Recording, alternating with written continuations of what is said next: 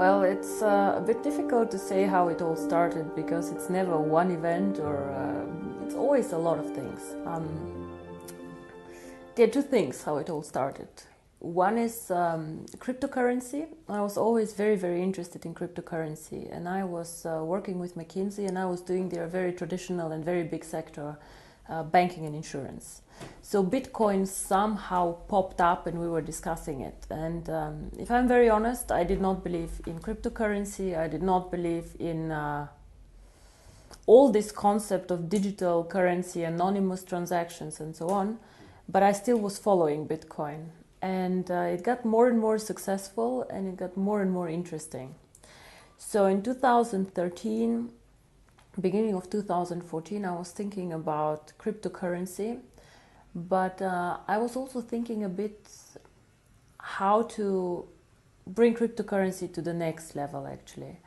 Bitcoin has a lot of good things. It is the pioneer. Without Bitcoin, without their blockchain, without the idea, we all will not be here. But they have several things. One is Bitcoin is not a coin for everyone. It is, has its own usages, and it is the right coin for some people, but not for everyone. For example, a lot of people are attracted who are more speculators because the price goes up and down quite a lot.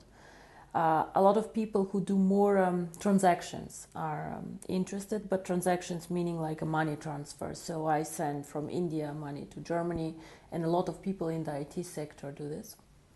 And the third, I would say, big party who is interested in this was people who are interested for reasons in anonymous transactions. So as much as we all have some need for privacy, and we all do because the world gets more and more transparent, we also need to stick to some rules, unfortunately, or fortunately, we don't know, because there have been so many things happening in the last years after Bitcoin creation, like terrorism and drugs and all these things that are difficult to manage. One of the very successful things that Bitcoin was involved in was this Silk Road merchant platform like eBay, but where you could buy things that you cannot buy legally. It was closed and eventually. So Bitcoin had very, very interesting ideas, but it was not a mass market cryptocurrency. And I thought if you simplify cryptocurrency so that everybody understands it, it could actually become something like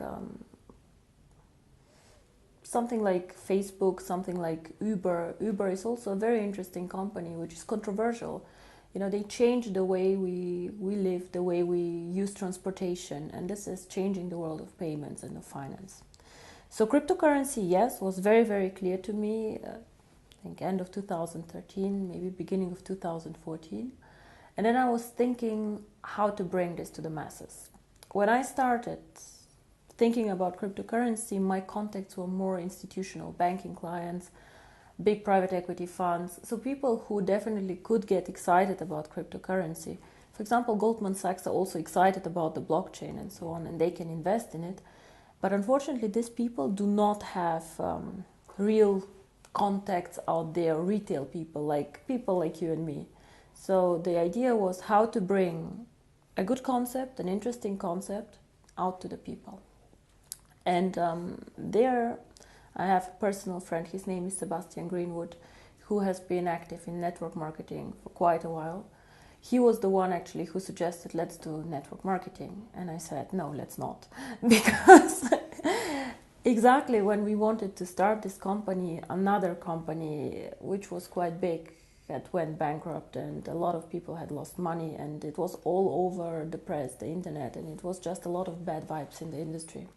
So when we started, and he convinced me that network marketing might be exactly the right thing, so we said, let's do network marketing, but let's not sell the cryptocurrency, let's do an education package.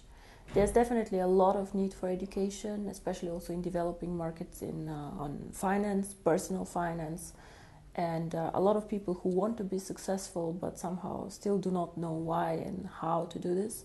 So what we did is we created the education packages and we attached to them the free mining rights. And we said, okay, if you do the education package, if you're interested in cryptocurrency, do it. Even today, not all of our people mine the coin. Some of them just do the education package. And this is actually how it all started.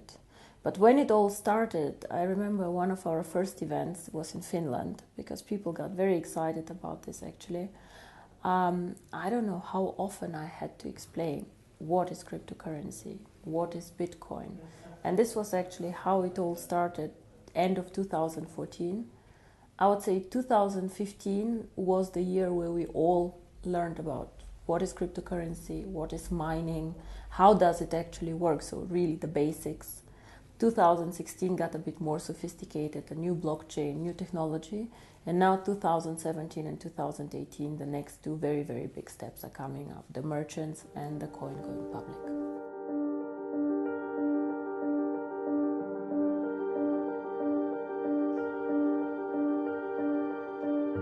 If you go to websites like CoinMarket or whatever, you will see that there are a lot of cryptocurrency out there. Nobody can say how many actually. It can be 400 or 500, we just don't know.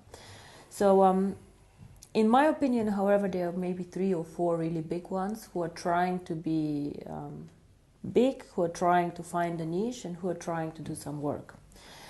Bitcoin for sure is one of the big ones. It is the most liquid cryptocurrency out there. Most people who speak about cryptocurrency trade this coin or do things with this coin. Still, the transaction value is very, very low. So if you look at it, it's probably 3 to 4% of the coins who get transacted per day. And a lot of these transactions are internal transactions. It means I put from my account to another of mine account, just for safety reasons, coins. We have Litecoin. Litecoin is a big coin. It is probably the number 2 out there, but nobody actually uses it, even not in transactions. So what happens is I see new coins coming mainly from the IT sector popping up, and most of these coins are done because somebody finds out something interesting in the code. So they code something where you can do something on the blockchain or new usages of the blockchain. Ethereum, for example, it's actually not a real cryptocurrency. What they try to do is they try to provide a blockchain where other people can use. So I think there's still no coin out there which is targeting the mass market. And I believe this is the case because the community of cryptocurrency is a bit arrogant. Yeah? So they are for sure very knowledgeable people, very smart guys, most of them with very heavy IT background. A lot of them also believing in this theory of, I would not call communism, but we should give something to the public, we should share it all and then see what happens. Nothing bad with this, but if you put something out there and give it for absolutely free to the people, you have no money to invest in infrastructure, you have no money to invest in a brand, and you somehow have to trust it that it will move in the right direction. So for sure they cannot invest in events like we do, they cannot invest in education, they cannot invest in a strategy. So I think what is unique about OneCoin.1 is we target the mass market. So we try to make the cryptocurrency as simple as we can, we try to link it to education, and we try just to be accessible for everyone. Make the mining very simple, make the usage very simple. The second thing that I believe we are unique is that we are very global. So we always try to create a currency that is present on all continents. It is not an easy task because sometimes it is much easier to be on one continent. For example, Europe, where people are very sophisticated, where they understand this, or China, where people also like a lot of digital currencies. But still, we believed from the beginning, if we want to be the future of payments, if we want to do transactions, we have to be also in Africa, we have to be in India, we have to be in Latin America. So this is very, very important for us. And the third thing that I believe is very, very important is we are one of the few cryptocurrencies that focus on usage. And I don't mean usage of the blockchain like others, like Ethereum, but I mean usage by people. Because cryptocurrency itself has no real value. It is just an algorithm, it is just a digital number that you have. Unless you put something behind. Something can be a brand, but something can be also the usability. What we want to do with OneCoin is we would like to be the first choice for merchants. We want to create something like PayPal, saying it very, very simply, but in the cryptocurrency world. And we all know how simple PayPal goes. You just press a button and you send from A to B money. For the merchant, it's quite expensive, but it's very simple. You know, you join a big network and you just can take money in from all over the world. I can send money to Australia today if I decide to, and it's very, very simple. So for us, this is also why we did the changes on the blockchain. We decided to make it a very fast blockchain, so it runs every minute. In average, this means that every 30 seconds your transaction gets approved, because you do not, you join like within the block running, and it is as fast as Visa and MasterCard do transactions. I believe that this is also something very, very unique. I have not seen any cryptocurrency focusing the strategy on merchants. Most of them are speculator currencies, and whenever you have high volatility, it means the price going up and down very, very quickly and fast. It is bad for you as a merchant. Why? Because you want to take the money that you want. You want to sell a service for €100. So you would like tomorrow to have the €100 too, and not to have €90, 110. Of course, you're happy if you have the 110, but it can go both ways. So as a merchant, you want to be sure you will receive what you advertised as a price, and this happens only if the cryptocurrency does not move too fast and too much.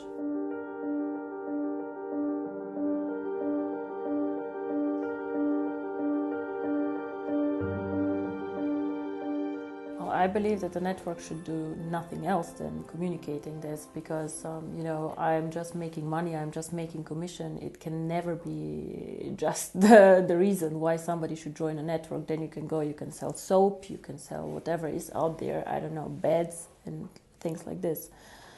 I think understanding cryptocurrency is actually the key, and this is something that I wish for on the events to happen more. I have been, unfortunately, to some events myself where I was listening for an hour and I had no idea what this company does. So the unique thing about us is education, and then if somebody wishes, the cryptocurrency.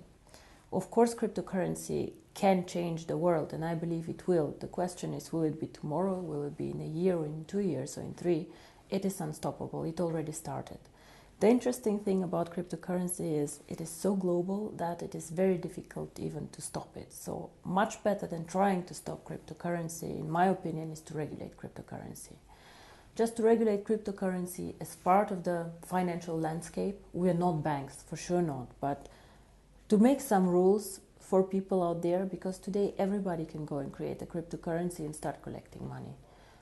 This is not the way it should be. So what we, for example, do is we already started doing KYC procedures, things that you normally do for opening a bank account.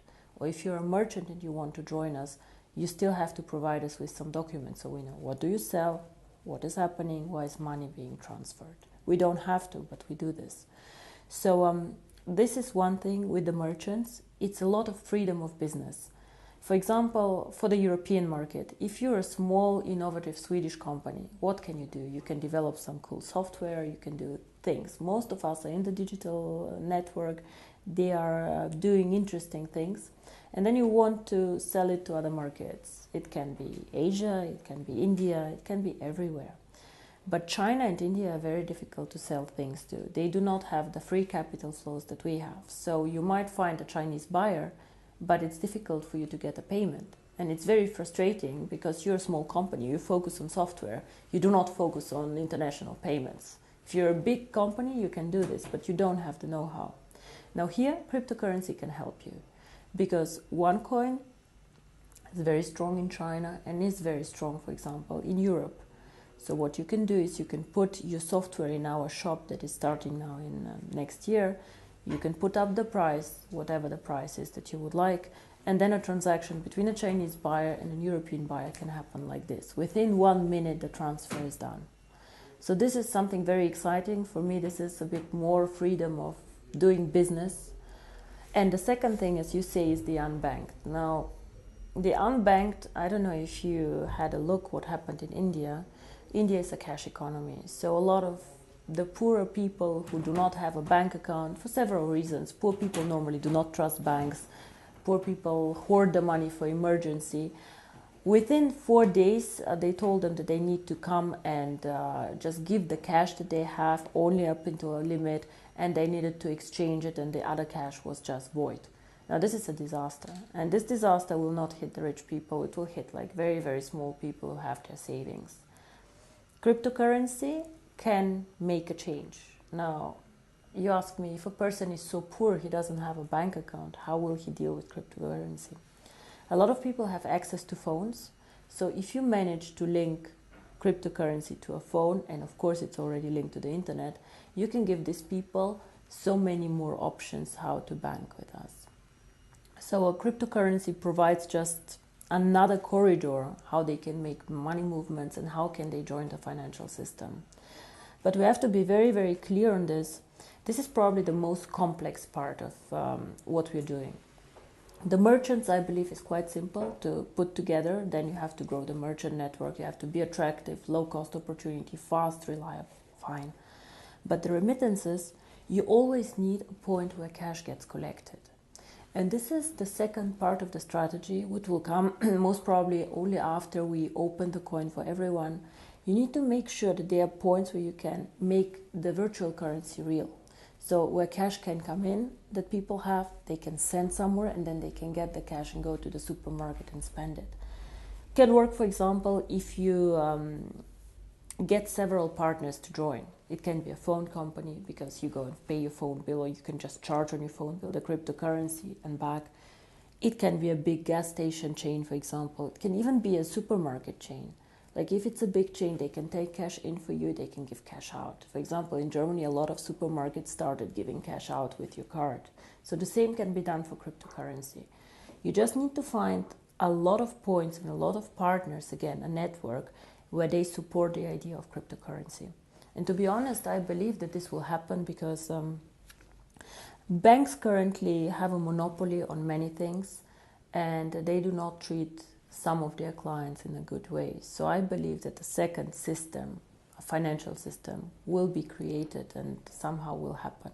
How fast, I cannot tell you, but there's always this tipping point theory. Things start, grow, at one point of time, they just reach a point where it just gets inevitable and just like goes out.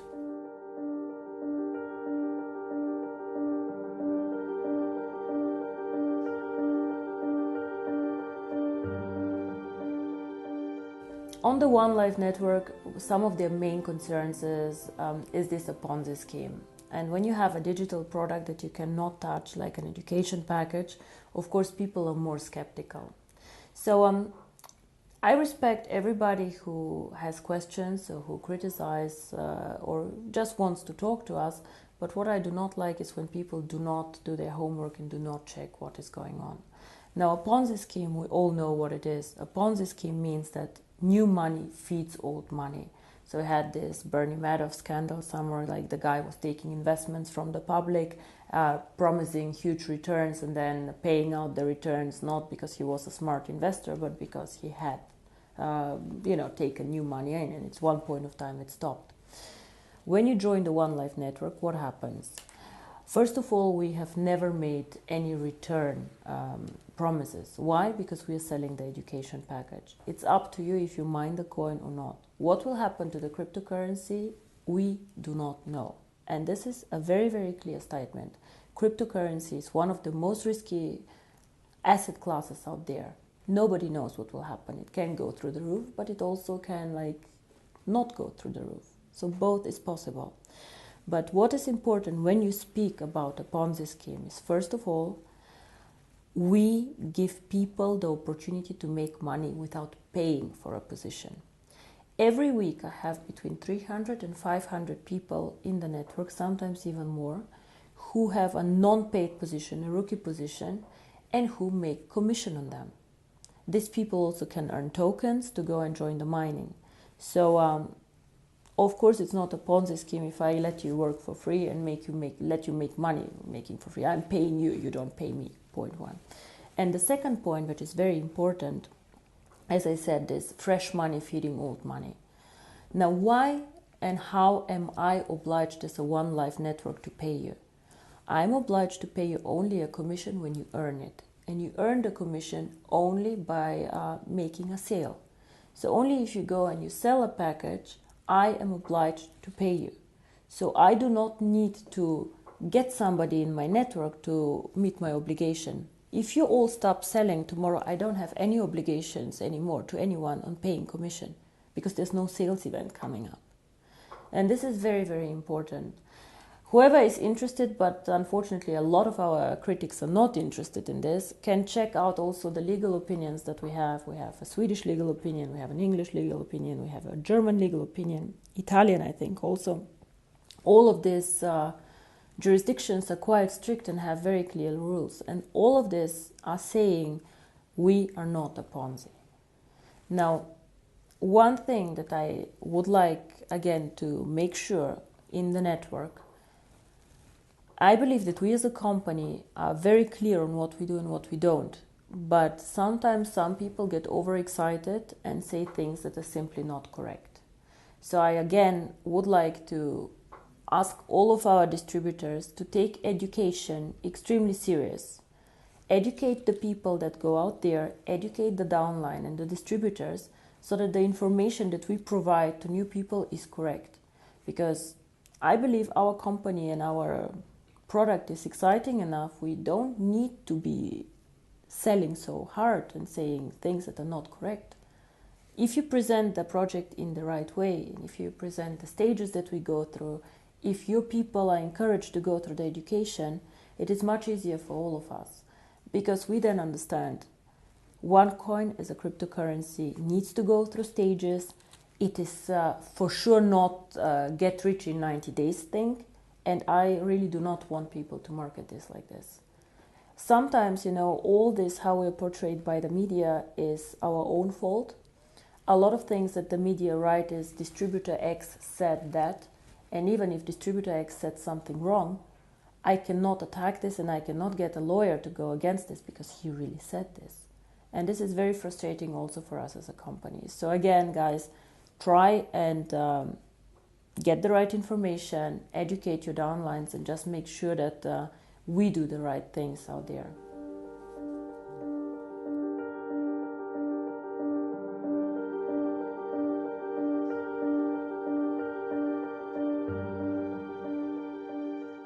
So we had 2 very exciting years. We were growing very fast. We were doing very, very good things. We did some adjustments too as a company on the blockchain, things that we just did not know before when we started. For example, the blockchain and the merchants. Now, the best, I think, is yet to come, and the most exciting part is coming now, because now we have to move from just mining the coin into usability of the coin. And the first thing how you can use the coin is moving on with the merchants. 2017, January, February, we launched our own merchant platform. So what does this mean? As a merchant, you can join the platform for free, and you can sell your services or your products, whatever you have, you can sell it in this platform. You have access to over 12 million people there, because we have about 3 million paid accounts and about 9 million free accounts in the system. So this is a lot of people. And the good thing about these people is the paid accounts, these are people who have for sure money and who are interested in buying things online. So you can join as a merchant for free. And for example, I don't know, if you have a flower shop, you can say, okay, this is a voucher for my flower shop. It is worth €100. You can come any day and join me. Groupon, for example, does things like this. However, they force the merchant to do a 50% discount on whatever they sell so that they're attractive. And the fees that the merchant pays are very high. So in the end of the day, they're only 20% maybe staying with the merchant. What we want to do is, if you're a merchant, you get access to our client base. You can offer your services, you can offer your products. However, we want you to take 25% of whatever the price is in coins. Of course, a lot of our network will get excited. Some of them have small businesses. Some of them already are exciting merchants about this. So these people can join the network of stores, the network of people, and so on. So We will also incentivize the members to bring in merchants. The liquidity of the coin currently is still low. So this means that you cannot liquidate all of your coins tomorrow before going public. This is why we will give the merchants the option to take up to 75% of the price in cash. If you're a merchant, if you want 100% in coins, you can. Yeah, but if you just want 25% in coins, you also can. However, what we will do as a company, we will pay a BV value on the cash payments. Why do we do this? Because first of all, the more good merchants we get, the better for the coin value. And of course, we want this coin to be very, very successful and to get good merchants. We said, I think in Bangkok, we said 10 million users, 1 million merchants, and hopefully one day 25 euro for the coin value. But I do not want to have 1 million bad merchants. I want to have, even if it's just 100,000 merchants, but really good merchants where people get excited to use them. And I believe that in incentivizing our distributors who attract merchants for the network on the volume that the merchant makes is the right thing to do. Because it's so easy for me to sign up. I can sign up today 100 people, 100 merchants. If their products are too expensive, not attractive, bad quality, no point. So it's again, we trust each other as a network, we want the best for the network, and this is how we want to grow as a network. And of course, it's very nice for you as a merchant, you put the OneCoin sign on your door, I accept OneCoin. People maybe come and ask you, what is OneCoin? I want to know more about it. Then the merchant can go and say, okay, this is an education package. If you want, please have a look. And again, the network wins from this. So 2017, to get back to your question, for me is the year of the merchants, while 2018 is then the year where the coin has to go public.